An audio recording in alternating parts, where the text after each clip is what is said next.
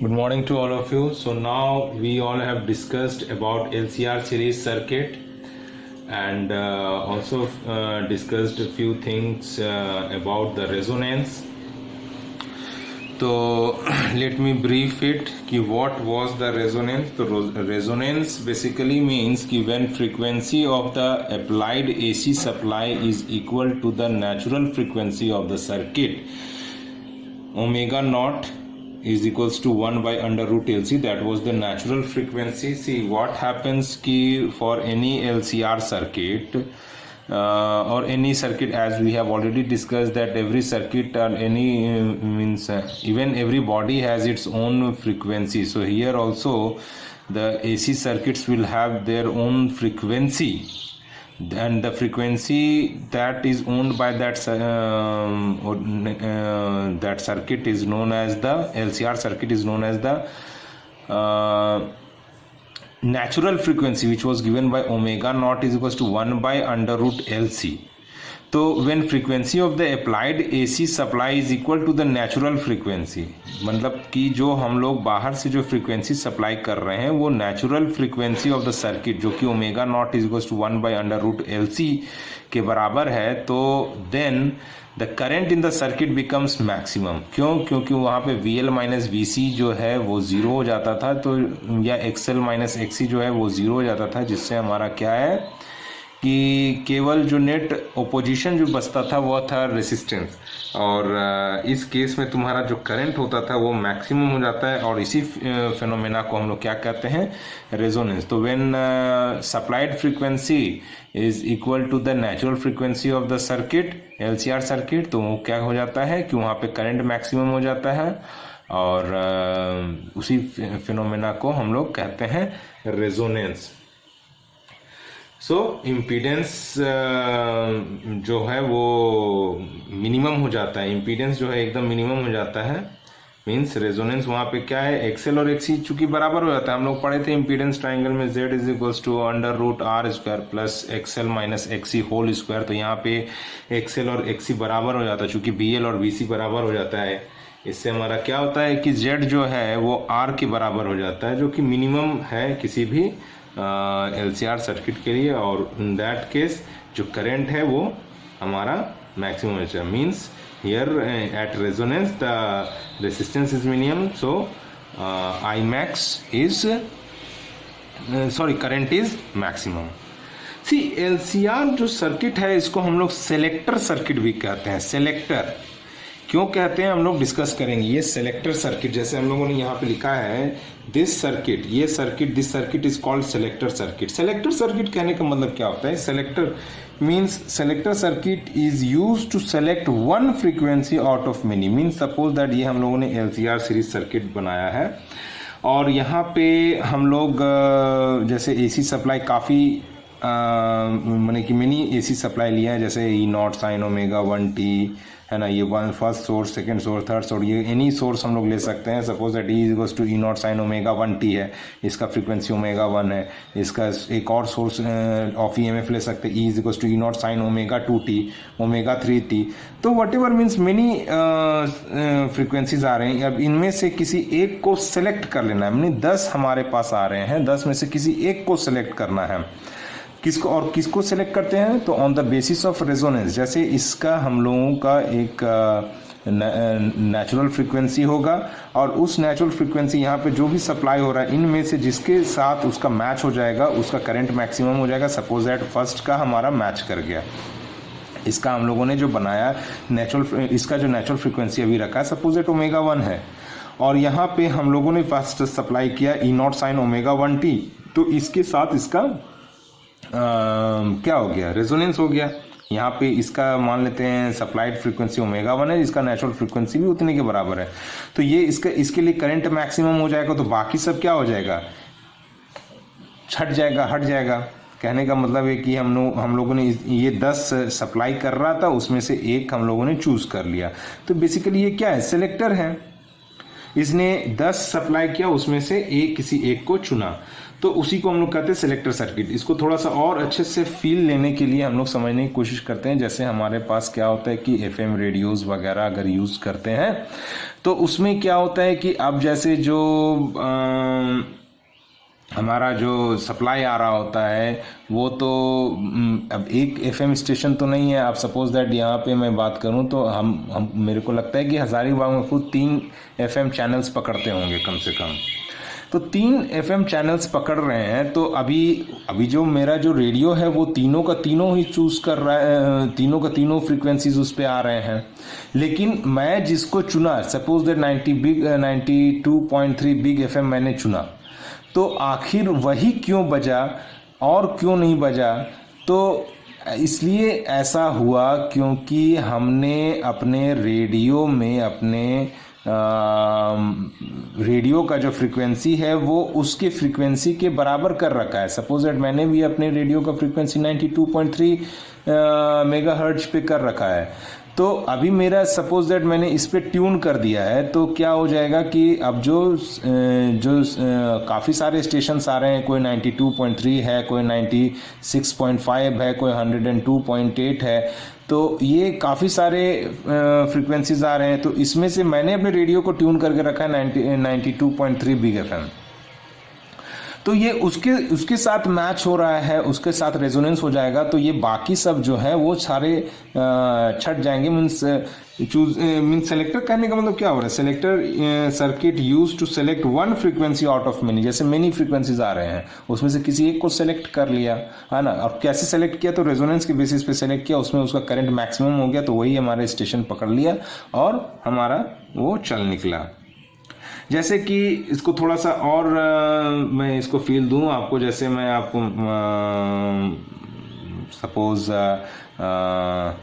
जैसे चैनल का चेंज करना होता है। अभी जैसे हम लोग सोनी टीवी अगर देख रहे हैं तो सोनी ही क्यों आ रहा है? क्योंकि अभी जो सैटेलाइट है वो तो सारे चैनल का फ्रीक्वेंसी सेंड कर रहे हैं हमारे पास, है ना। वो तो ऐसा तो नहीं है कि वो सोनी का भेज रहा है या इसका, वो तो सारे के सारे भेज रहे हैं। वो सारा का सारा मेरा ट्यूनर भी, मेरा जो सेटअप बॉक्स है वो सारे के सारे रिसीव कर रहे हैं।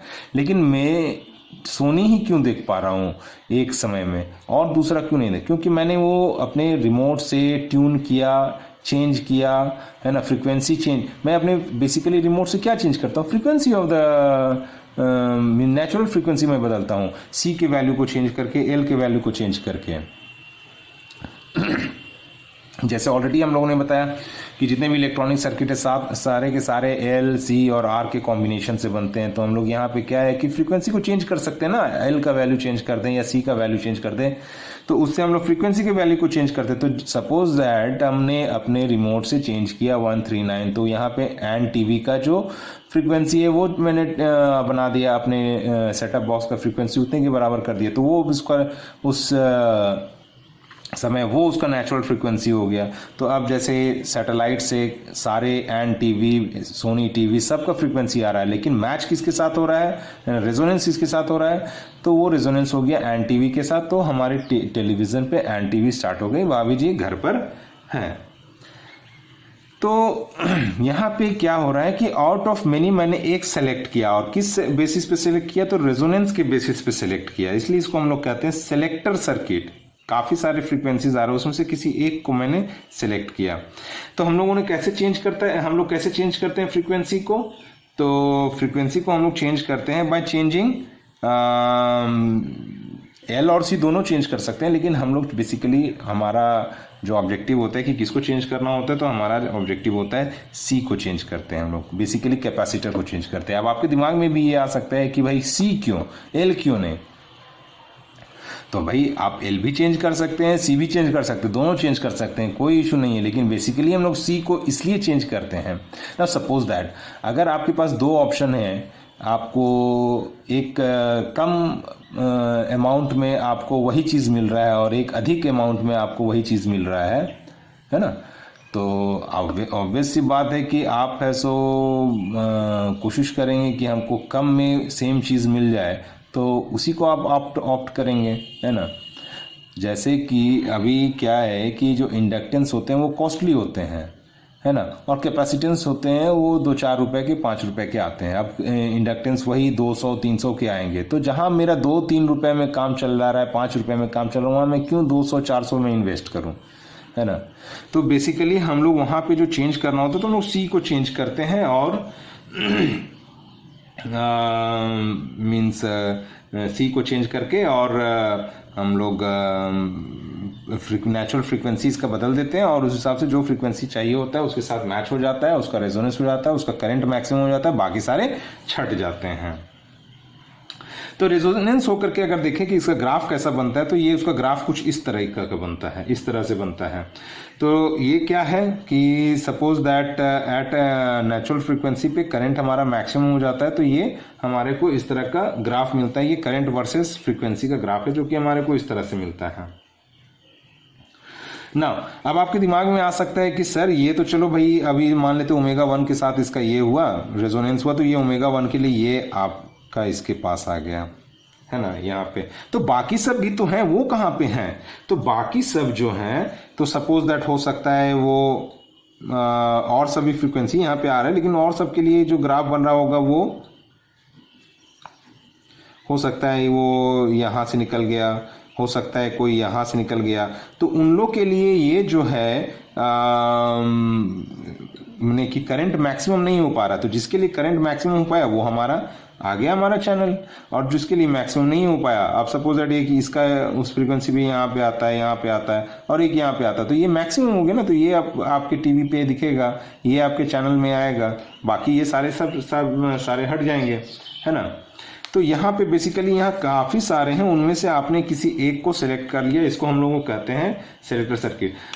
आगे जाकर के हम लोग अभी डिस्कस भी करेंगे कि एक एलसी पैरेलल सर्किट होता है जिसको हम लोग कहते हैं फिल्टर सर्किट। उसमें क्या होता है, उसका जस्ट ये उसका ऑपोजिट होता है। इसमें you are selecting one frequency out of many. वहाँ पे क्या करेगा, you will be means removing one frequency out of many. Means यहाँ पे क्या है, 10 आपको सप्लाई की, उसमें से एक चाहिए।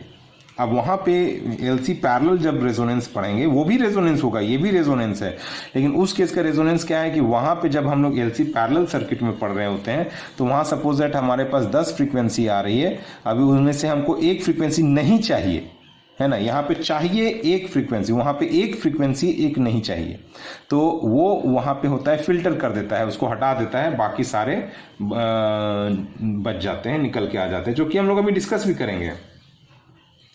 तो बेसिकली ये एलसीआर सीरीज सर्किट क्या है, तो एलसीआर सीरीज सर्किट है कि जैसे अवेलेबिलिटी 4 की है ना, अवेलेबिलिटी 4 की है, तो हम जिसको चाहे सेलेक्ट कर लेंगे, हम जिसको चाहे सेलेक्ट कर लेंगे। मान लेते 4 लोग आ रहे हैं और उसमें से किसी एक को सिलेक्ट करना है, तो हम लोग को सिलेक्ट कर लेंगे। और किस बेसिस पे हमारा सिलेक्शन होता है, तो रेजोनेंस के बेसिस पे हमारा सिलेक्शन होता है।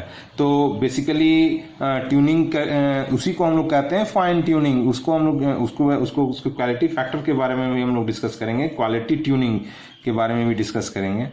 तो बेसिकली हम लोग यहाँ पे क्या चेंज करते हैं, तो हम लोग बेसिकली सी को चेंज करते हैं, और सी के चेंज करने से हमारा क्या होता है कि फ्रीक्वेंसी चेंज हो जाता है, उस सर्किट का नेचुरल फ्रीक्वेंसी हम लोग बदल देते हैं, ठीक है। तो एल क्यों नहीं करते हैं, क्योंकि एल हमारा महंगा होता है, सी हमारा सस्ता होता है, कैपेसिटर्स। नाउ अब यहाँ पे अब बोलेंगे कि सर अगर मेरे को साउंड बढ़ाना है, वॉल्यूम बढ़ाना है, तो उसके लिए हम लोग क्या करते हैं, तो वॉल्यूम के चेंज करने के लिए हम लोग रेसिस्टेंस को घटाते बढ़ाते हैं, उसको हम लोग डिस्कस करते हैं एक थोड़ा सा हम लोग आगे। ये था हमारा रेजोनेंस, है ना। आई होप कि रेजोनेंस आपको थोड़ा समझ में आया हो ना। सपोज दैट ये जो हमारा है ये हम लोगों ने सपोज दैट एक सेम एंगुलर फ्रीक्वेंसी पे हम लोगों ने 3 ग्राफ बनाया है। तो एक में करंट यहाँ पे है, एक पे करंट यहाँ पे, एक पे करंट यहाँ पे। अगर यदि मैं बोलूँ कि ये साउंड वाला यहाँ से क्लियर हो जाएगा, है ना। अगर मैं बोलूँ कि ये सो भाई इसमें से कौन बड़ा है, R1 बड़ा है या R2 बड़ा है या R3 बड़ा है, अभी मैं इनमें से आपसे बात करूँ और मैं पूछूँ कि भाई R1 बड़ा है या R2 बड़ा है या R3 बड़ा है, तो भाई आप देख सकते हो कि I = E/R होता है तो I is inversely proportional to R हो गया। तो यहाँ पे आप देखा जाए तो I1 is less than I2 is less than I3। तो लेस करंट के लिए हमारा रेसिस्टेंस क्या हो जाएगा, अधिक हो जाएगा। तो R1 बड़ा हो जाएगा, R2 बड़ा, उसके बाद R2 होगा और सबसे कम हो जाएगा R3। तो यहाँ से क्या हुआ, समझ में आपको क्या आया, जैसे कि आपको वॉल्यूम चेंज करना है तो यहाँ पे आप रेसिस्टेंस को आप घटाएं बढ़ाएं। देखिए सेम एंगुलर फ्रीक्वेंसी पे ये हमारे को मिल रहा है, सेम एंगुलर फ्रीक्वेंसी। अब यहाँ पे अगर हम लोग वॉल्यूम को चेंज करना चाहते हैं, लेकिन हम चैनल तो वही चाहते हैं, मान लेते हैं हम सोनी टीवी देख रहे हैं, हम सोनी ही टीवी देखना चाहते हैं, बस उसका वॉल्यूम को घटाना बढ़ाना चाहते हैं। तो उसके लिए हमारा क्या ऑप्शन है, अब उस फ्रीक्वेंसी को मैच करा दिया, रेजोनेंस हो गया, अभी वही उस सोनी टीवी का ही करंट मैक्सिमम चल रहा है। अब यहाँ पे हम चाहते हैं कि भाई हम साउंड को बढ़ा दें।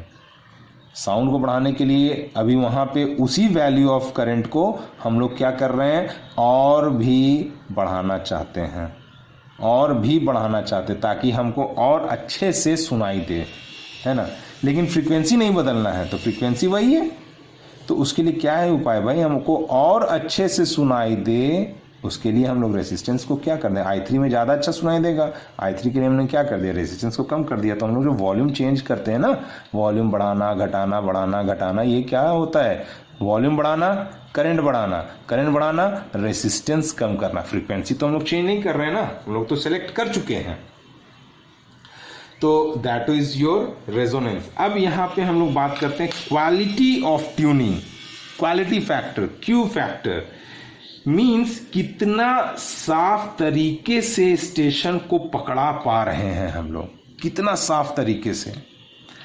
अभी क्या होता था ना, पहले के समय में जब मीडियम वेव आता था, मीडियम वेव, शॉर्ट वेव, है ना, किलो हर्ट्ज में उसकी फ्रीक्वेंसी होती थी। अभी तो सारे मेगा हर्ट्ज वाले आ गए हैं, FM वाले सब आ गए हैं, है ना, मेगा हर्ट्ज में आते हैं अब तो मैं बात कर रहा था कि पहले क्या होता था कि मेगा मीन्स किलो हर्ट्ज के समय में जब हमारा मीडियम वेव होता था, उस समय हमारे बैंड विड्थ, अभी हम लोग डिस्कस करेंगे, है ना, बैंड विड्थ काफ़ी नज़दीक होते थे। इसलिए क्या होता था कि एक जिसके साथ हम लोगों ने ट्यून किया है ना, अब जैसे ट्यून, हाँ यहाँ पे आप बोलोगे कि सर कैपेसिटर हम लोग कैसे चेंज करते हैं रेडियोज़ वगैरह में, तो देखो आप रेडियोज़ में एक चेंज करने के लिए हमारा बना होता है, एक नॉब बना होता है, इसको घुमाते हैं तो हम लोग चेंज कर रहे होते हैं।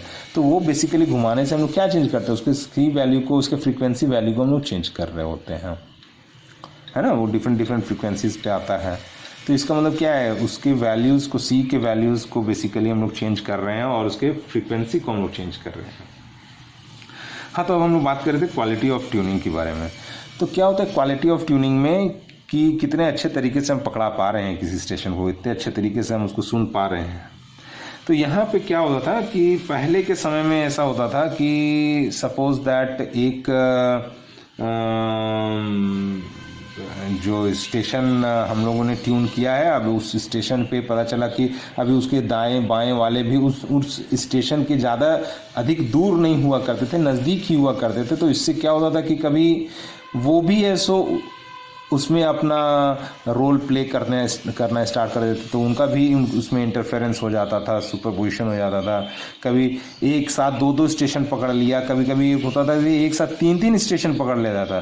तो यहाँ पे जो सिचुएशन था बहुत ही हास्यप्रद हो जाता था, रिडिकुलस सिचुएशन होता था।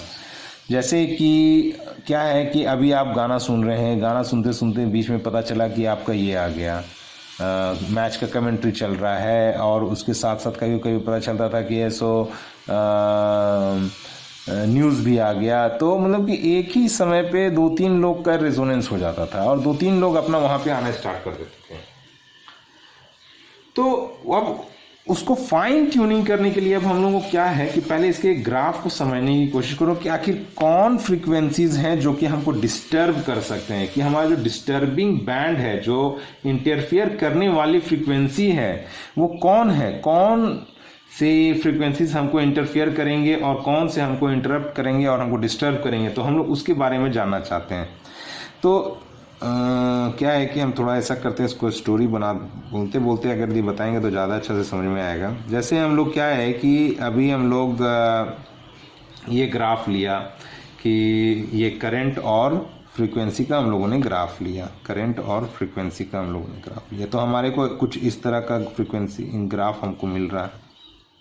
ठीक है, तो ये मान लिया हमारा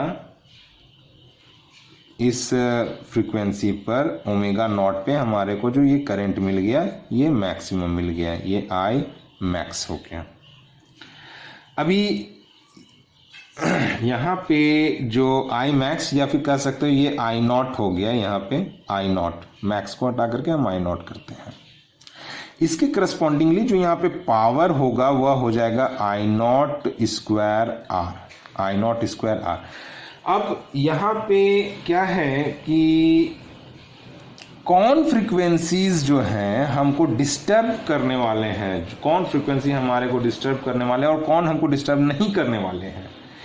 तो इसके पावर के आधे तक जो है, इसके पावर के जो आधे तक है वो, जैसे इसके पावर के आधे तक जो है वो हमको क्या है कि डिस्टर्ब करने वाले हैं, इसके पावर के आधे तक, इस पावर के आधे। तो डिस्टर्बिंग वाला कौन है यहाँ पे मान लेते हैं, डिस्टर्बिंग देखें, डिस्टर्बिंग के लिए इस पावर के आधे तक डिस्टर्बिंग कौन है, तो भाई P/2, इसकी करस्पॉन्डिंगली जो फ्रीक्वेंसी आने वाले वो हमको डिस्टर्ब करने वाले हैं। क्या है कि इस ये जैसे पावर है मैक्सिमम का, तो कौन डिस्टर्बिंग करने वाले, इस पावर के आधे तक के करस्पॉन्डिंगली जो भी फ्रीक्वेंसी होगा वो हमारा डिस्टर्ब करने वाला है, वो हमारा वो हमको डिस्टर्ब करने वाला है। तो इसको अगर देखें तो ये क्या हो जाएगा, I nought square by r by 2, या इसको मैं लिख सकता हूं I nought by root 2 whole square into r, I nought by root 2, I not by, देखो आई नॉट स्क्वायर बाई 2 को मैं लिख सकता हूँ I not by root 2 whole square. तो कहने का मतलब है कि ये अगर ये दी आई नॉट है तो इसका हाफ पावर कहाँ पे मिलने वाला है, आई नॉट बाई रूट 2। तो I not by root 2 supposed मैं मानता हूँ यहाँ पर है, ये हो गया आई नॉट बाई रूट 2, ये हो गया आई नॉट बाई रूट 2, ये था अगर आई नॉट, तो ये आया मेरा आई नॉट बाई रूट 2। तो इस दो पॉइंट इसके बीच में ये जो हमारा फ्रीक्वेंसी आया, ये जो आया हमारा बैंड बना, ये जो बैंड बना, दिस बैंड, ये जो बैंड बना है ना, ये मेरा डिस्टर्बिंग बैंड है। ये क्या है हमारा डिस्टर्बिंग बैंड, ये है हमारा डिस्टर्बिंग बैंड। कहने का मतलब कि इधर वाला फ्रीक्वेंसी हमारे रेजोनेंस में कभी कंट्रीब्यूट नहीं करने वाला, लेकिन इसके पावर के हाफ तक के बीच में ये भी इसमें आ सकता है, ये भी इसमें आ सकता है, ये फ्रीक्वेंसी पे अगर कुछ चल रहा है तो ये भी यहाँ पे आ सकता है, ये फ्रीक्वेंसी, ये क्योंकि ये इससे ज़्यादा दूर तो है नहीं ना, तो ये भी इसमें इंटरफेयर कर सकता है, ये भी इसमें इंटरफेयर कर सकता है। आई होप कि आपको ये बात समझ में आ रही होगी। ये हमको इधर वाला जो पार्ट है, ये वाला पार्ट जो है ये हमारा डिस्टर्बिंग नहीं है, ये हमारा डिस्टर्बिंग नहीं है। हमारा डिस्टर्बिंग क्या है, तो ये वाला डिस्टर्बिंग है, ये वाला डिस्टर्बिंग है ना, उसके पावर के हाफ तक। तो ये जो हमारा बैंड बना, ये जो यहां से लेके ये एक फ्रीक्वेंसी, यहाँ पे कोई फ्रीक्वेंसी होगा, यहाँ पे एक कोई फ्रीक्वेंसी होगा, तो यहां से यहां तक का जो बैंड बना, ये बैंड जो बन रहा है, ये जो बैंड बन रहा है, ये बैंड हमारा डिस्टर्बिंग बैंड है, यही बैंड हमारा डिस्टर्बिंग बैंड है। इसके करस्पॉन्डिंगली जो फ्रीक्वेंसी आ रहा है वो मेरा रेजोनेंस में डिस्टर्बेंस क्रिएट कर सकता है। तो how to get rid of this, how to get rid of this, मैं इसको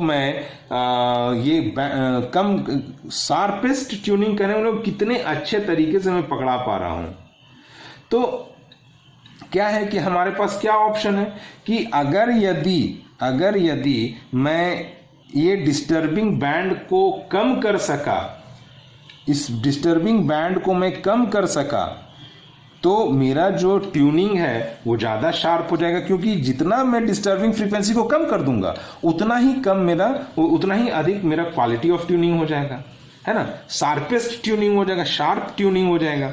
जैसे कि मैं अगर यदि इसी में एक एग्जांपल लेता हूं, एक ऐसा करता हूं कि एक और मैं ग्राफ बना लेता हूं,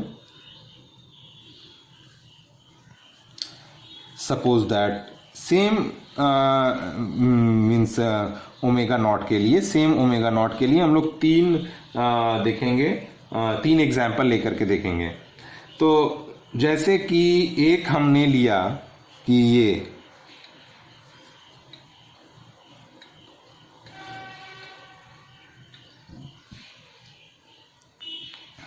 ये हो गया मेरा एक, है ना, ये हो गया फर्स्ट वन।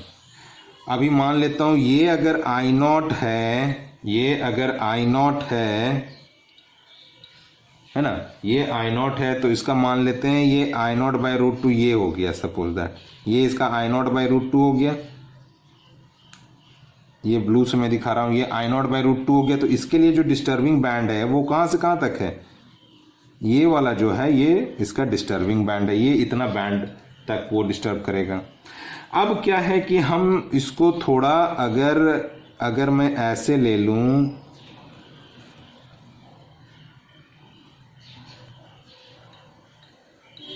ये मैं ले लूं, तो अगर इसके लिए ये हमारा आई नॉट है, ये देखिए रेड से मैं दिखा रहा हूं इसको, तो इसके लिए हो सकता है ये यहाँ पे कहीं होगा आई नॉट बाई रूट टू इसके लिए, है ना। हमें पूरा नहीं लिख रहा हूँ, इसको हटा दूँ समझने के लिए। आप समझो कि इसके लिए मान लेते हैं आई नॉट बाई रूट टू यहाँ पे आएगा, तो उसके लिए डिस्टर्बिंग बैंड क्या है, तो आप देखो, देख रहे हो मैंने शार्प किया तो ये बैंड घट गया, ये बैंड घट गया, ये हो गया इसके लिए डिस्टर्बिंग बैंड, ये वाला हो गया, ये वाला सेट ऑफ फ्रीक्वेंसी हमारा हो गया। नाउ अगर यदि मैं थोड़ा सा इसको और ये कर दूं, इसको और थोड़ा मैं शार्प कर दूं, देखिए मैं क्या कर रहा हूं बेसिकली, इसके फ्रीक्वेंसी को, इसके बैंड को मैं कम कर दे रहा हूं। इसके लिए मैं मान लेता हूं कि सपोज दैट यहाँ पे है हमारा आई नॉट पीक वैल्यू, तो यहाँ पे मान लेते इसका आई नॉट बाई रूट टू कहीं इस जगह पे आया, तो आप देखोगे कि ये इसके लिए मात्र ये सेट हो गया, है ना। देखिए फर्स्ट वाला के लिए ये फर्स्ट, ये सेकेंड और ये थर्ड, देखो थर्ड फर्स्ट के लिए देखिए बैंड कितना बड़ा है, फर्स्ट के लिए बैंड कितना, इतना बड़ा बैंड है, ये फ्रीक्वेंसी हमको डिस्टर्ब करने वाला है। सेकंड के लिए कौन है, सेकंड के लिए ये हमारा है इतना दूर तक का, और थर्ड के लिए कौन है, मात्र इतना।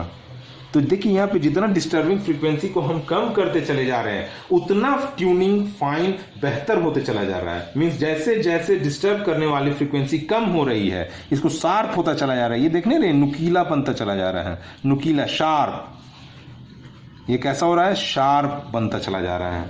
जितना शार्प आप कर दोगे, जितना फाइन ट्यूनिंग करोगे उतना कम डिस्टर्बिंग। इसको और अगर पतला कर दे तो पता चलेगा और भी फ्रीक्वेंसी, इसका जो disturbing lot of the frequency है वो कम हो जाएगा, ठीक है ना। तो हमारी ट्यूनिंग इससे क्या हो जाएगी, बेहतर हो जाएगी। जैसे जैसे हम डिस्टर्ब करने वाले फ्रीक्वेंसी को कम होगी, हमारी ट्यूनिंग और भी बेहतर होती चली जाएगी। तो ट्यूनिंग क्या है, ट्यूनिंग मीन्स जो चीज साफ सुनाई पड़े, अनवांटेड चीज सुनाई ना पड़े, है ना, मिक्स हो जाता है जो, वो सारा चीज ना सुनाई पड़े। जैसे कि यहाँ पे इसको शार्प करने के लिए क्या किया हम लोगों ने, पतला करते चला गया, जितना पतला आप इसको करते चले जाओगे उतना ज्यादा शार्प होता चला जाएगा। जैसे कहने का मतलब एक एग्जांपल दूं कि अगर यदि जैसे चिकना करने के हमारे पास दो तरीके होते हैं, है ना, हमारे पास किसी चीज को चिकना करने के दो तरीके होते हैं। एक है कि हम लोग पॉलिश कर देते हैं, है ना, पॉलिश कर देते हैं। जैसे कि सपोज दैट अगर जूते को मैं ये करना होता है, चिकना करना होता है, तो उसको हम क्या करते हैं कि पॉलिश कर देते हैं, तो उसके पोर्स में वो पॉलिश भर जाती है, तो इससे वो चमकने लगता है ना, शाइन करता है, चमकता है। तो एक ये है तरीका हमारा शार्प मीन्स शाइन करने के लिए, है ना, मीन्स चिकना करने के लिए। एक होता है कि भाई वो देखोगे कि जो बढ़ई होते हैं वो रद्दा करते हैं ना, रद्दा मीन्स उसको चलाते हैं, छील छील के उसको चिकना करते हैं। तो जैसे हमको चिकना करने के दो तरीके होते हैं, एक पॉलिश कर दें या तो एक हम लोग रद्दा काट काट के हम लोग ये चिकना करें। तो यहाँ पर इसको हमको शार्प करना है, तो इसको क्या उपाय है मेरे पास, या तो इसको पतला करते चले जाएं, ये जितना इसको पतला करते चले जाएंगे ये डिस्टर्बिंग कम होता चलेगा, ये उतना शार्प होता चला जाएगा। आई होप कि ये आपको समझ में आए। यही है शार्पनेस ऑफ रेजोनेंस, यही है हमारा शार्पनेस ऑफ रेजोनेंस, इसको कह सकते हैं ये शार्पनेस ऑफ रेजोनेंस का क्या अहमियत है। तो ठीक है, लेकिन हम रेजोनेंस का स्पेलिंग गलत लिख दिए, sharpness of resonance. Okay, now अब हम लोगों को बात करना है कि क्वालिटी फैक्टर, ये क्वालिटी ट्यूनिंग आपको आप आई होप कि समझ में आ गया हो। ये इतना पावर का हाफ ही हमारे को डिस्टर्ब करता है। नेक्स्ट अब हमको पढ़ना है क्वालिटी फैक्टर। क्या है भाई quality factor? What do you mean by quality factor? Q factor means कितने अच्छे तरीके से क्या क्वालिटी, कितना अच्छा क्वालिटी का आपने ट्यून किया है, क्वालिटी फैक्टर, है ना। जैसे कि चलिए अब हम लोग ये डिस्कस करते हैं। ये सपोज दैट हमारा R हो गया, ये हमारा L हो गया, ये हमारा C हो गया,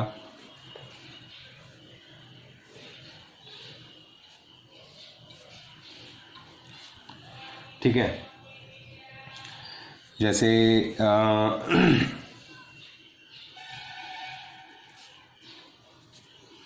ना इसका जो हम लोगों ने ये डायग्राम बनाया था, ये इधर हमारा आया I, ये VL, ये VC, ये दोनों तो बराबर होता है एट रेजोनेंस। अभी तो हम लोग ये सारे क्वालिटी फैक्टर सब रेजोनेंस पे ही चल रहे हैं। ये हमारा करंट का भी डायरेक्शन इधर ही है, और ये हो गया हमारा VR। ना अब यहाँ पे क्या है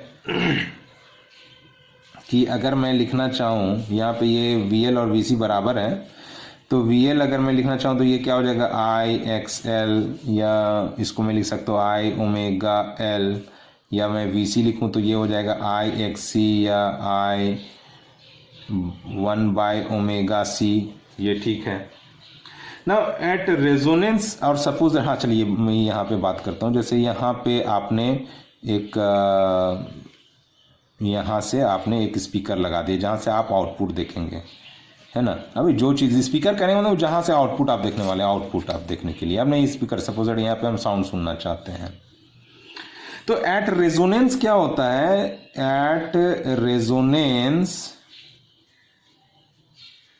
एट रेजोनेंस हमारा क्या हो गया भाई, VL minus VC is equal to 0, या कह सकते हैं VL is equal to VC। इस केस में मैं कह सकता हूं कि V is equals to VR, केवल V is equals to VR मिल रहा है ना। ना what is your quality factor? What is your quality factor? Q factor.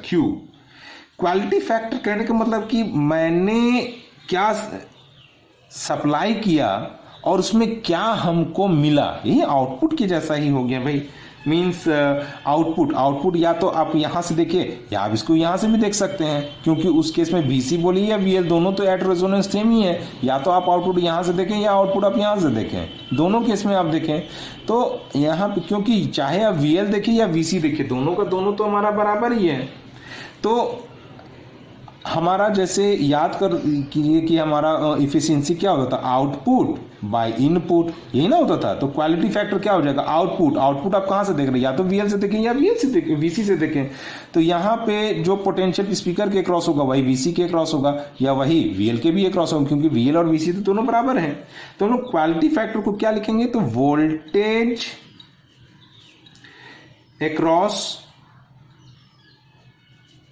L और C, या तो L या तो C, जो मिल रहा है, ये हमको मिल रहा है, यहां से नहीं, यही ना आउटपुट ले रहे हैं, ये तो मिल रहा है भाई। हम लोगों ने सप्लाई क्या दिया है, जो जो हम लोग सप्लाई किए सारा तो इसके पास है ना, क्योंकि V is equal to VR, तो यही सप्लाई वोल्टेज है ना। तो यहाँ पे जो मिल रहा है, ये C के क्रॉस जो हम लोग ने लिया है वही हमारा मिल रहा है, और जो अप्लाइड किया है वोल्टेज अक्रॉस R, ये जो मिल रहा है, जो मिला, और ये हमने क्या किया, जो सप्लाई किया, जो दिया, मिला बाय दिया इज इक्वल टू क्वालिटी। कितना क्वालिटी फैक्टर, यहाँ पे आउटपुट से मत कंफ्यूज करें, हमने कि लॉजिक सेम है ना। तो क्वालिटी फैक्टर, तो इसको हम लोग अगर आगे आप देखेंगे तो VL और VC ये क्या है, वोल्टेज अक्रॉस एल और सी, तो या तो वी एल लें या वी सी लें, कोई भी लें, तो ये क्या हो जाएगा वी एल और वी सी। तो ये हमारा वी एल, चलिए वी एल से ही लेकर के चलते हैं, दोनों से आप करिएगा रिजल्ट सेम ही आने वाला है। तो आई इंटू ओमेगा एल बाय ये क्या हो जाएगा वोल्टेज अक्रॉस, ये हो जाएगा आई आर। तो ये हमारा होने वाला है, ये आई आई कट गया और ओमेगा हमारा क्या हो जाएगा अंडर 1/√LC। यही ना है हमारा भाई फ्रीक्वेंसी, तो यही ना आने वाला है, यही फ्रीक्वेंसी। या रेजोनेंस है तो भाई ये बाहर का सब फ्रीक्वेंसी और इन दोनों के बीच में जो फ्रीक्वेंसी हम लोगों ने बनाया, इसका नेचुरल फ्रीक्वेंसी बनाया, वही तो बराबर है। तो ये रेजोनेंस है तब तो ये हो पा रहा है ना, रेजोनेंस पे ही तो क्वालिटी फैक्टर, क्वालिटी ट्यूनिंग सारा चीज़ देखना होता है हमें। तो आई आई कट गया, तो ओमेगा इज इक्वल टू मैं लिख सकता हूँ 1/√LC L/R। इसको मैं ऐसे लिख सकता हूँ 1/R अलग से लिख दिया, और इसको मैं लिख सकता हूँ L²/LC। तो ये L कट गया, तो हमारा जो बचा Q is equal to 1/R√L/C। तो ये एक हमारा क्वालिटी आ गया, क्वालिटी फैक्टर। यहाँ से आप देखो कि जितना कम आप कैपेसिटेंस करोगे उतना हाई आपका क्वालिटी ट्यूनिंग होगा, जितना ज़्यादा आप इंडक्टेंस लगाओगे उतना ज़्यादा क्वालिटी ट्यूनिंग होगा। अभी यहाँ पे क्या है, ये इंडक्टेंस ज़्यादा पावर का, कैपेसिटेंस कम का, अब कैपेसिटेंस सस्ता भी, तो कम का तो और सस्ता, इसलिए हम लोग सी को ज़्यादा चेंज करते ताकि क्वालिटी ट्यूनिंग हमको अच्छा मिल सके, है ना। तो that is for good tuning, for good tuning quality factor high होना चाहिए, गुड ट्यूनिंग के लिए, गुड ट्यूनिंग के लिए बेहतर आवाज मिलेगा। ठीक है, चलिए अब एक और तरीका है जिससे हम लोग क्वालिटी ट्यूनिंग निकाल सकते हैं। अब एक और तरीका जो है हमारे पास क्वालिटी ट्यूनिंग निकालने का, क्या है, वही ये देखने का डिस्टर्बिंग बैंड को कम करें, कम करने वाला।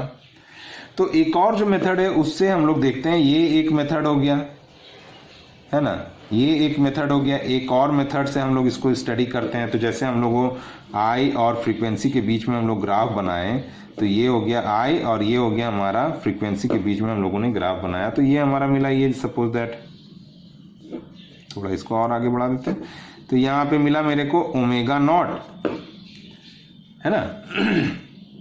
तो जैसे हम लोग ये आई नॉट था तो उसका I0/√2 यहाँ पे आया, सपोज दैट ये I0/√2। तो ये जो सेट है ये यहाँ से यहाँ तक डेल्टा ओमेगा मैं मान लेता हूँ, डेल्टा ओमेगा। तो बाय सिमेट्री ये भी कितना आएगा, डेल्टा ओमेगा ही आएगा, ये भी हमारा कितना आएगा, डेल्टा ओमेगा आएगा, डेल्टा ओमेगा। ठीक है, तो यहाँ पे जो क्वालिटी ट्यूनिंग होगा, so when tuning will be better, so when tuning will be better,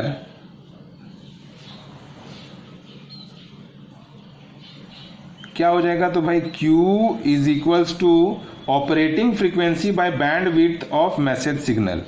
operating किस फ्रीक्वेंसी पे ऑपरेट हो रहा है, तो किस फ्रीक्वेंसी पे ऑपरेट हो रहा है, omega naught. Operating frequency by bandwidth of message signal. ये बैंड विड्थ, ये यहां से यहां तक, जितना ज्यादा बैंड विड्थ उतना कम क्वालिटी फैक्टर। तो ये क्या हो जाएगा, bandwidth of message signal, bandwidth of message signal. तो यहां से क्या हो जाएगा, Q is equals to operating frequency कितना है, ओमेगा नॉट बाय ये बैंडविड्थ कितना हो जाएगा, यहां से यहां तक का ये डेल्टा ओमेगा, तो ये भी डेल्टा ओमेगा, तो ये हो जाएगा 2 डेल्टा ओमेगा। तो ये एक दूसरा मेथड हो गया, है ना, ये एक मेथड हो गया, ये एक मेथड हो गया, और ये एक दूसरा मेथड हो गया, ये एक दूसरा मेथड हो गया, दो मेथड से। तो यहाँ आप देखोगे कि ये this is in terms of frequency. तो जितना ज़्यादा ये बैंड विड्थ, जितना ज़्यादा ये डेल्टा ओमेगा, ये बैंड विड्थ जितना ज़्यादा होगा उतना कम हमारा क्वालिटी ट्यूनिंग हो जाएगा, जितना कम ये होगा उतना अधिक ये मेरा क्वालिटी ट्यूनिंग हो जाएगा। Therefore, sharpness of frequency curve can give the sharpness. जैसे यहाँ पे हम बोले कि ये sharpness of the frequency curve current curve can give the quality of the circuit. यहाँ पे आप इसको लिख सकते हो, है ना? अरे रेड पेन, अच्छा ठीक है, मैं लिख देता हूँ. Therefore, ये चीज को, और यहाँ से भी मैं यहाँ लिख सकता हूँ, तो लिख देता हूँ sharpness of frequency current curve. देखिए फ्रीक्वेंसी करंट कर्व, ये frequency current curve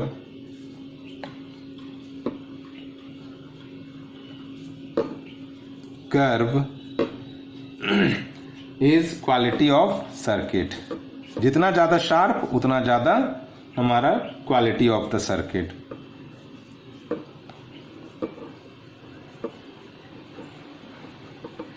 quality of circuit, जितना ज्यादा शार्प होगा उतना बेहतर क्वालिटी हमको मिलने वाला है. Okay, so now quickly we will discuss one numerical of your NCERT. ये एक एनसीईआरटी का एक न्यूमेरिकल है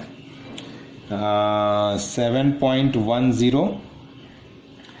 इसको मैं रीड कर पढ़ देता हूं, है ना. A radio can tune over the frequency range of medium wave broadcast band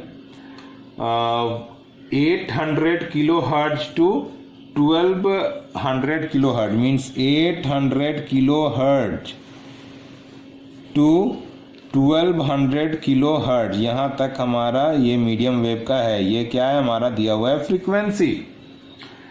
now if its LC circuit has an effective inductance, L has effective inductance of 200 microhenry, what must be the range of the variable capacitance? What must be the range of variable capacitance? You have to find out the range.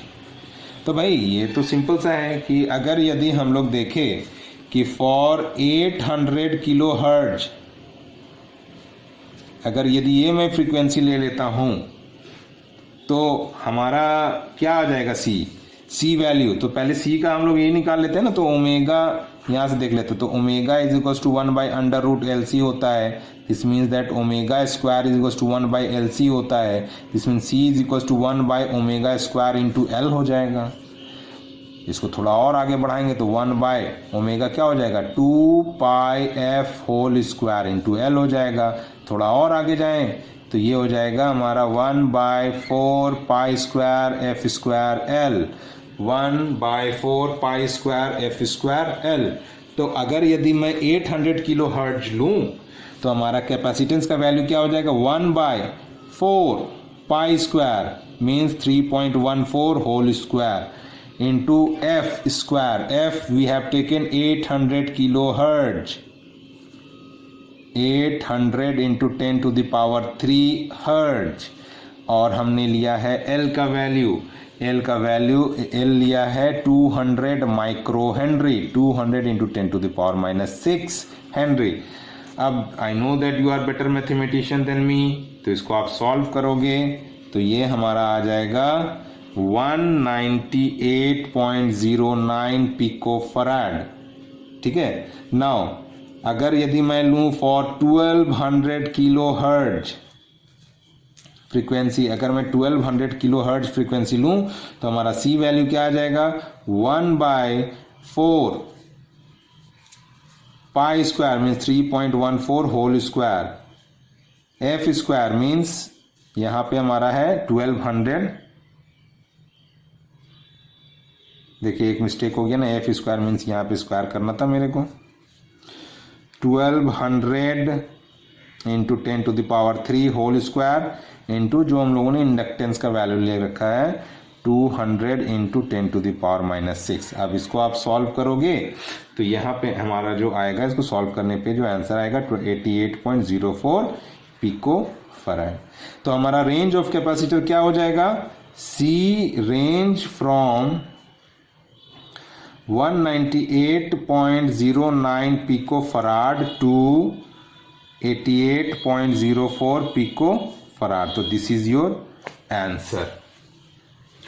Okay, so now next what we all have to study is your parallel resonant circuit. Parallel resonance circuit, जिसको हम लोग कहते हैं filter circuit, इसको हम लोग नाम देंगे फिल्टर सर्किट। अब क्यों ऐसा, जैसे अभी सपोज दैट अभी हम लोग मैंने ये रिकॉर्डिंग किया, यहाँ देखो अभी एक गाड़ी की आवाज़ की आ रही है, अभी ये एक तरह का एक क्या हो गया कि डिस्टर्बिंग हो रहा है, डिस्टर्ब या फिर अनवांटेड साउंड है। अभी मेरे को वो नहीं चाहिए। मान लेते सपोज दैट आपने एक बहुत अच्छा सॉन्ग बनाया, सॉन्ग गाया, अभी उसमें चिड़िया के चहकने का, गाड़ी के चलने का, मेरे बोलने का, है ना, ये सारे आवाज़ आ गए। अभी ये तो हमारे जो सॉन्ग है उसको तो डिस्टर्ब खराब कर दिया एक तरह से कहो तो। यहाँ पे इतना सारे अनवांटेड साउंड मिल गए, है ना। अब मैं इसको हटाना चाहता हूँ। मैं चाहता हूँ कि इन सब चीज़ों को मैं हटा दूँ, हटा करके और एक सिंपल जो गाना है उसको मैं रखूँ। तो इसमें क्या है कि जैसे वो जो चिड़िया के चहकने का आवाज़ आ गया है, अब मैं हटाना चाहता हूँ, है ना, उसको मैं हटा करके और मैं साउंड को उस सॉन्ग को मैं यूज़ करना चाहता हूँ। मीन्स कहने का मतलब कि जैसे इससे पहले हम लोगों ने पढ़ा था जो LCR सीरीज रेजोनेंस सर्किट, वो भी रेजोनेंस था, ये भी रेजोनेंस है। उसमें क्या था कि उसमें से 10 में से एक को चूज कर रहे थे और इसमें से आप क्या है 10 में से एक को आउट कर रहे हैं, है ना। 10 साउंड में एक आपको नापसंद है, उसको हटाना है, you have to remove that. तो ये क्या करना है, रिमूवल मीन्स फिल्टर कर देना, filter. So we are going to filter it. So next what we all have to study, parallel resonance circuit. Parallel resonance circuit. अब ये पैरेलल रेजोनेंस सर्किट को हम लोग और क्या नाम देते हैं, क्या नाम इसको हम लोग दिया है, फिल्टर सर्किट, या इसको हम लोगों ने और क्या नाम दिया है, frequency filter circuit. Frequency filter circuit. इसमें भी हम लोग फिल्टर किस बेसिस पे करते हैं, on the basis of resonancy, on the basis of resonance के बेसिस पे ही हम लोग फिल्टर करते हैं, on the basis of resonance. But वहां पे क्या था, सेलेक्ट करना था, 1 आउट ऑफ 10 सिलेक्शन। यहां पे 10 में से एक को आउट करना, है ना। 1 मेड आउट ऑफ 10 और many means of many, 1 made out of many. आप बहुत भी निकाल सकते, तो उसके लिए अलग अलग हम पैरेलल रेजोनेंस सर्किट लगाते चले जाएंगे। तो ये है हमारा parallel resonance circuit, this is your parallel resonance circuit. तो नेक्स्ट इसका हम लोग अगर देखें तो ये क्या हो जाएगा, ये L C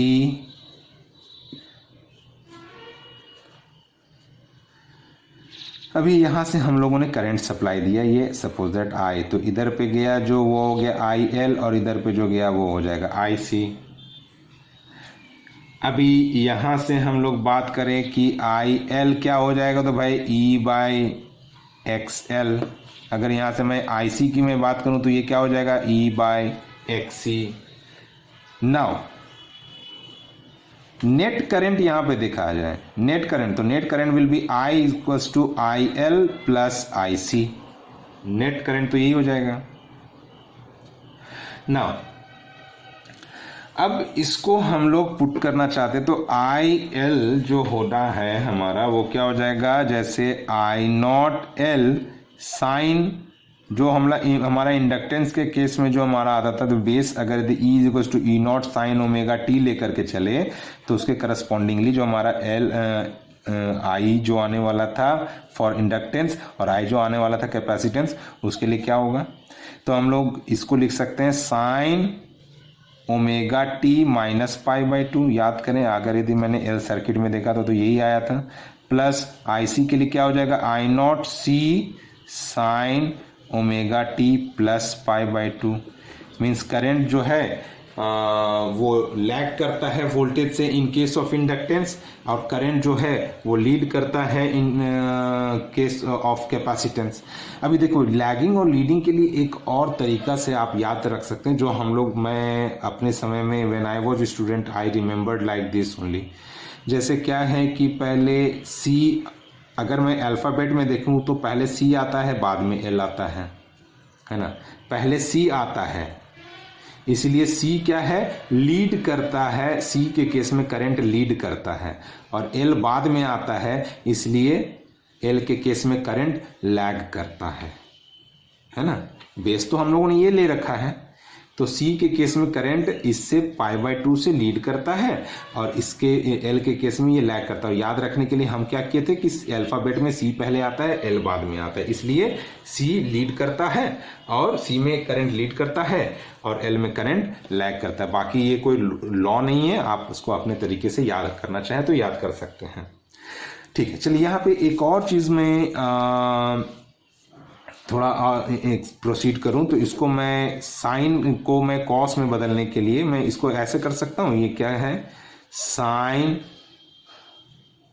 इसको मैं लिख सकता हूं, यहाँ पे मैं, यहाँ थोड़ा सा मैं वर्किंग कर रहा हूं, इस चीज़ का मैं वर्किंग कर रहा हूं। देखो यहाँ पे साइन ओमेगा टी माइनस π/2 की मैं वर्किंग करने वाला हूं।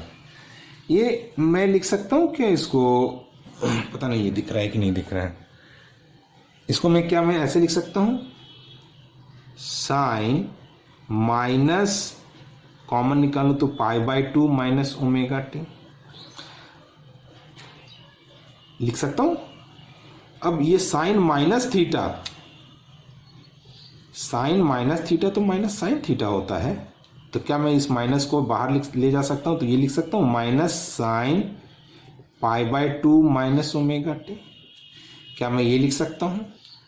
अगर यदि ये लिख सकता हूं तो क्या sine π/2 minus theta can be also written as cos theta, तो इसको मैं लिख सकता हूं माइनस कॉस ओमेगा टी। ये देखो आप, साइन ओमेगा टी माइनस π/2 में माइनस, इनमें से मैं कॉमन निकाल लिया, तो माइनस π/2 माइनस ओमेगा टी, ये माइनस साइन के बाहर निकल जाता है इस लॉ से, इस रूल से, तो ये बाहर निकल गया, तो sine π/2 minus omega t will be equal to cos omega t. ठीक है, चलिए, तो इसको मैं लिख सकता हूं I इज इक्वल्स टू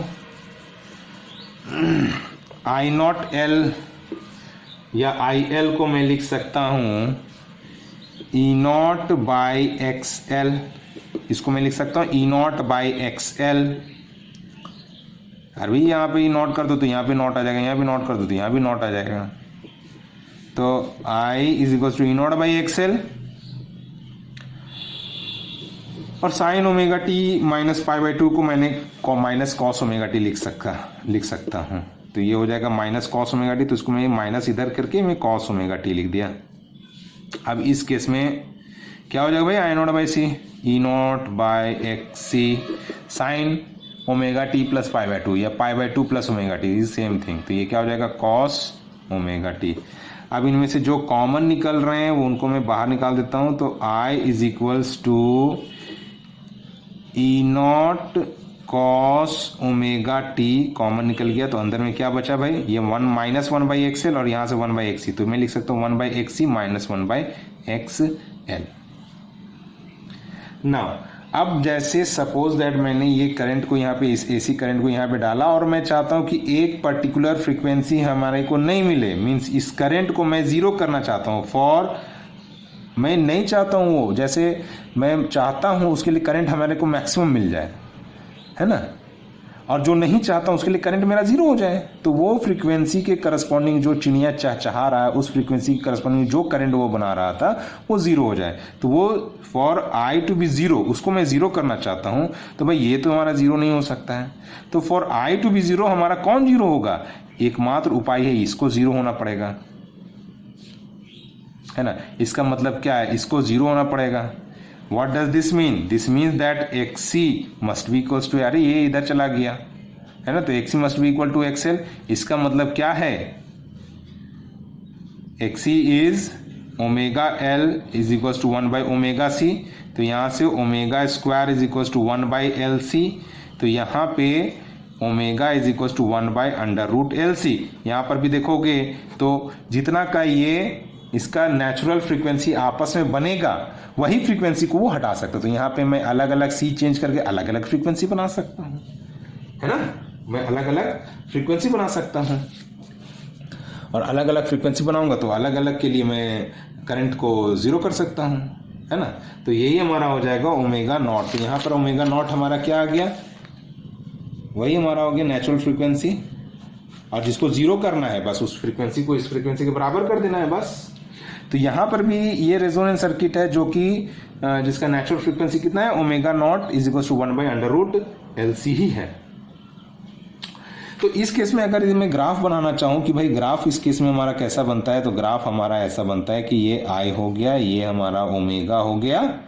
तो इस केस में हमारा करंट जीरो हो जा रहा है, तो बाकी सारे करंट मिल रहे हैं, बस वो जो करंट हमको नहीं चाहिए वो जीरो हो गया। ये ऐसा उल्टा बन जाता है, करंट यहाँ पे जीरो। और ये हमारा किस बेसिस पे जीरो हो रहा है, तो भाई वही रेजोनेंस के बेसिस पे हो रहा है ना, रेजोनेंस के बेसिस पे हो रहा है। ये ओमेगा नॉट ये इतने के बराबर आएगा जो वो फ्रीक्वेंसी हट जाएगा।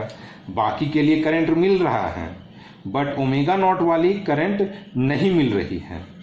तो हमने ओमेगा ऐसे सेट किया कि तो मींस जो अनवांटेड साउंड है उसकी फ्रीक्वेंसी के बराबर सेट कर दिया। तो इससे क्या हो गया कि वो जो फ्रीक्वेंसी है वो हट गया और जो हमको मिलना था वो मिल गया। तो यहाँ पे एक थोड़ा सा क्विक रिकैप अगर यदि करें, हम क्विक रिकैप करें तो जैसे हम लोगों ने सबसे पहले पढ़ा LCR रेजोनेंस, सीरीज रेजोनेंस, ये सीरीज रेजोनेंस। तो इस केस में इसको हम लोगों ने क्या नाम दिया, इसको नाम दिया हम लोगों ने सेलेक्टर। इसको हम लोगों ने क्या नाम दिया, सेलेक्टर। इसमें हमारा क्या आता है, जैसे ये R L C है ना, ये सेलेक्टर सर्किट। और सेलेक्टर किस बेसिस पे कर रहे हैं, तो रेजोनेंस के ही बेसिस पे कर रहे हैं। यहाँ पर भी हमारा रेजोनेंस हो रहा है। इसमें क्या है कि जैसे suppose that omega 1 omega 2 dot dot dot dot up to omega n है, तो यहाँ पे हम लोग सेलेक्ट कर रहे हैं on the basis of resonance. Means in 10 में से किसी एक को मैं सेलेक्ट कर रहा हूँ, है ना। अभी उसी तरह से जैसे ये पैरेलल वाला मैं बात करूँ, पैरेलल सर्किट, तो पैरेलल रेजोनेंस है ना, ये क्या है, पैरेलल रेजोनेंस है ना, पैरेलल सर्किट। इसको हम लोग और नाम क्या देते हैं, फिल्टर सर्किट। ये फिल्टर सर्किट, जैसे हमारे को यहाँ पे कोई एक करंट नहीं चाहिए, यहाँ पे मान लेते हैं ओमेगा 1 ओमेगा 2 यहाँ पर भी सप्लाई हो रहा है।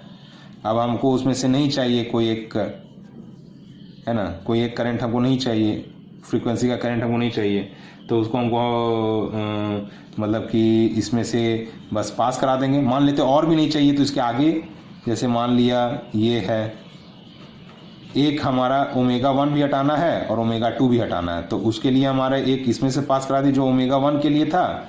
अभी एक बार और फिर इसके पास जो करंट बचेगा उसको मैं फिर से पास करा दूंगा दूसरे से, है ना, जिसमें मान लेते हैं ओमेगा 2 सेट है, तो ये भी हट गया।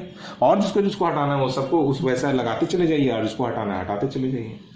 बट दोनों जो सर्किट है वो रेजोनेंस सर्किट है। ये फिल्टर करता है, ये सेलेक्टर है और ये फिल्टर है, बस। So next we will keep up to this, और थोड़ा आगे और पढ़ लेते हैं, है ना।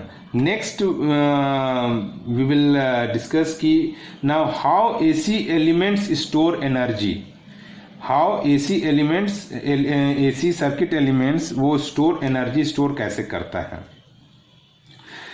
After that we will study about the LC oscillation. ना देखिए, एलसी ऑसिलेशन एक बहुत ही इम्पॉर्टेंट फिनोमेना है, एक मीन्स बहुत इम्पॉर्टेंट चीज़ है। जैसे जिसका रोल आज के कम्युनिकेशन सिस्टम में बहुत ज़्यादा होता है। Means today's communication system does not work, will not work without LC oscillation, because to communicate we need electromagnetic waves, and by LC oscillation हम electromagnetic wave पैदा कर लेते हैं। तो बिना एलसी ऑसिलेशन के आज के डेट का मॉडर्न कम्युनिकेशन के बारे में आप सोच भी नहीं सकते हैं। तो चलिए हम लोग क्विकली डिस्कस कर लेते हैं। 2 से 3 मिनट लगेगा या 5 मिनट हार्डली लगेगा, है ना। इसको मैं कंप्लीट कर लेता हूँ, छोटा सा टॉपिक है, इसको आगे मैं क्यों बढ़ाऊँ। तो let us discuss that energy stored by elements of AC circuits। जैसे सबसे पहला अगर मैं बात करूं कि इन रेसिस्टेंस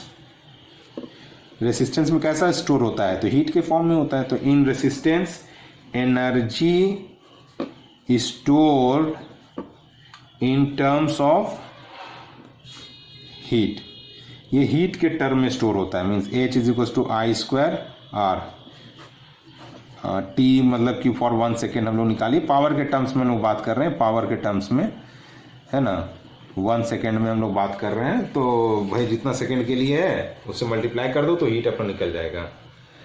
लेकिन इसके साथ प्रॉब्लम क्या है कि ये मीन्स यूजेबल ही नहीं है। ये एक बार जैसे इस वायर से मैंने हीट प्रोड्यूस हो गया, अब मैं चाहता हूं कि वो हीट दोबारा से इसमें करंट बना दे, तो वो इसमें नहीं कर पाएगा, ये यूजेबल नहीं है।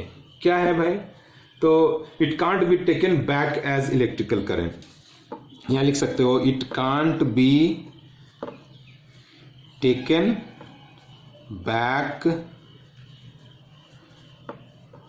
As electrical current. इसको वापस से हम नहीं यूज कर पाएंगे क्योंकि ये एटमॉस्फेयर में रेडिएट हो जाता है और वापस नहीं आता, वापस नहीं होगी। मींस एक बार ये जो हीट प्रोड्यूस कर दिया वो रेडिएट हो जाएगा, वो खत्म हो जाएगा, वापस से उसका हम यूज नहीं कर पाएंगे। तो ये एक इसका सबसे बड़ा फॉलिसी है, इसका सबसे बड़ा प्रॉब्लम है कि ऐसा हम लोग इसको यूज नहीं कर पाएंगे।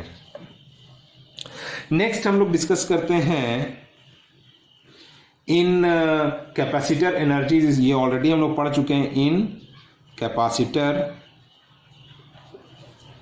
एनर्जी स्टोर्ड इन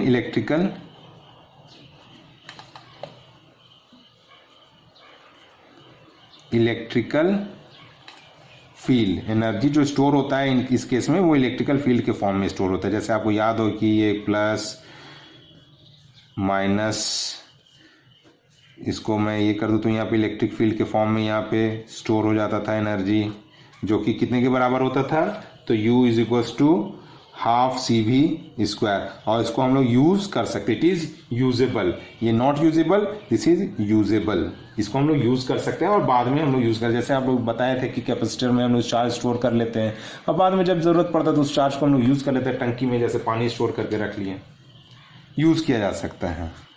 ठीक है, ये हम लोग ऑलरेडी पढ़े हुए हैं। थर्ड केस जो है इन इंडक्टर, इंडक्टर के केस में क्या होता है, in inductor energy stored in magnetic field. ये मैग्नेटिक फील्ड के फॉर्म में स्टोर करता है ना। जैसे भी क्या है कि भाई सपोज दैट यहाँ से हम लोगों ने ये इंडक्टर लिया, तो ये सपोज दैट हम लोगों ने करंट दिया, तो ये इसको क्या करेगा, यहाँ से एक ऑपोजिट मैग्नेटिक फील्ड फ्लक्स बना करके ये करंट बना लेता है ना। तो भाई यहाँ पे ये जो दिया उसका ही, जब मैं करंट नहीं दिया तो यहाँ पे कोई मैग्नेटिक फील्ड नहीं था बना, अब करंट दे दिया तो यहाँ पे मैग्नेटिक फील्ड बन गया, मैंने से एनर्जी स्टोर हो गया। इसी फॉर्म में यहाँ पे एनर्जी स्टोर होता है। तो यहाँ पे अगर देखें कि कितना एनर्जी स्टोर होता है, तो since we know that E is equal to minus LdI/dt। खैर माइनस का तो सिग्निफिकेंस है कि भाई वो डायरेक्शन बताता है। ये क्या बता रहा है, तो डायरेक्शन बता रहा है। तो बेसिकली हमारा कंसर्न पार्ट है वो LdI/dt, वही हमारा मैग्नीट्यूड है ना। यहाँ पे एनर्जी हम देखना चाहते हैं कि कितना स्टोर करता है, तो हम लोग लिख सकते हैं कि at any instant when current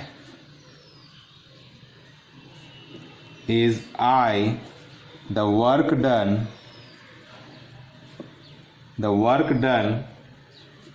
is given by W equals to V I T, है ना, वर्क डन। या इसको स्मॉल वर्क डन में हम लोग देखें तो DW इक्वल टू E का रोल कौन सा है, कौन प्ले कर रहा है, तो E E and I dt. Okay, now अब E की जगह में मैं पुट कर सकता हूँ E is equal to L D I by D T, L D I by D T, और ये आई डी टी, ये डी टी से डी टी कट गया, तो हमारा क्या बचा, D W is equal to L I D I. अब हम लोग इसको क्या करेंगे, इंटीग्रेट कर देंगे दोनों तरफ, इंटीग्रेटिंग बोथ साइड। अगर मैं इसको इंटीग्रेट कर दूं तो ये हमारा आ जाएगा D integration of D W equals to integration of L I D I. तो ये हमारा क्या हो जाएगा, डी डब्ल्यू का इंटीग्रेशन डब्ल्यू, एल हमारा कांस्टेंट है तो integration of I D I, तो ये हमारा आ जाएगा W is equals to L I square by two, है ना, आई स्क्वायर बाई टू। तो यही हमारा क्या हो जाएगा, energy stored half L I square. ये आता है एग्जाम में, तो ये अगर एग्जाम में आ जाएगा तो ये 4-6 लाइनें आपको याद करनी पड़ेगी, लिखनी पड़ेगी। ये भी हमारा क्या है, यूजेबल है। और इसको अगर यदि आप इससे कंपेयर करके देखें, एनालॉजी देखें, तो जैसे यहाँ पे ये हाफ सी बी स्क्वायर आ रहा है, यहाँ पे हाफ ये एल आई स्क्वायर आ रहा है, सेम फॉर्मेट है जैसा कैपेसिटेंस का होता है। So in the next video we will be discussing about the LC oscillation and the tank circuit. Thank you.